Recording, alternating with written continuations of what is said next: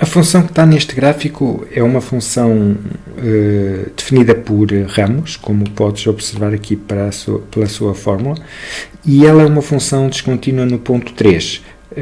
Portanto, como podes ver, se quisermos traçar o gráfico dela e começarmos aqui neste ponto, ao chegar ao ponto 3, temos que levantar a nossa caneta para passarmos para a parte seguinte.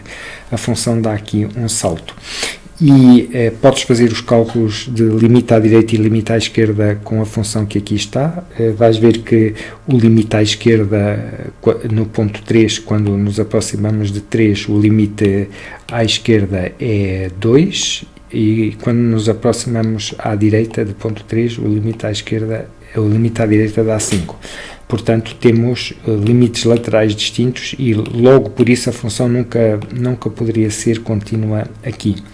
Agora, a razão porque a continuidade em termos práticos é uma característica importante, entre outras razões, uma delas é que se considerarmos que a nossa função representa uma máquina teórica, okay, em que o nosso input é x e o nosso output é f de x, a continuidade é importante porque ela significa que o nosso x, o nosso input, pode controlar, exercer um controle sobre o nosso output, um controle suave.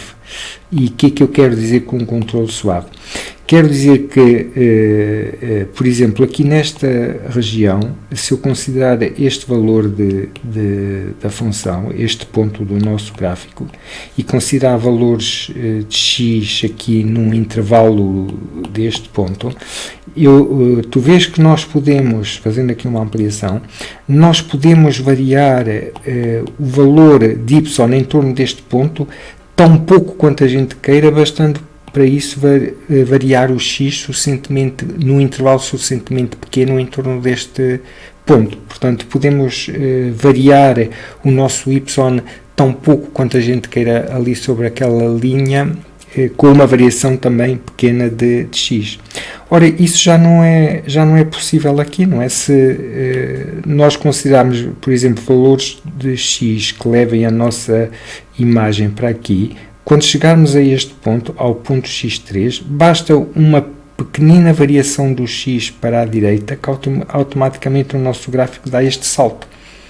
Portanto, imagina que temos o valor x igual a 3, por muito pouco que seja a variação para a direita, por exemplo, se variarmos para 2,999, que é uma variação de uma milésima em x, ainda assim a gente não consegue evitar que o valor de x varie de 5 para 2, que dê aqui uma queda de 3 unidades.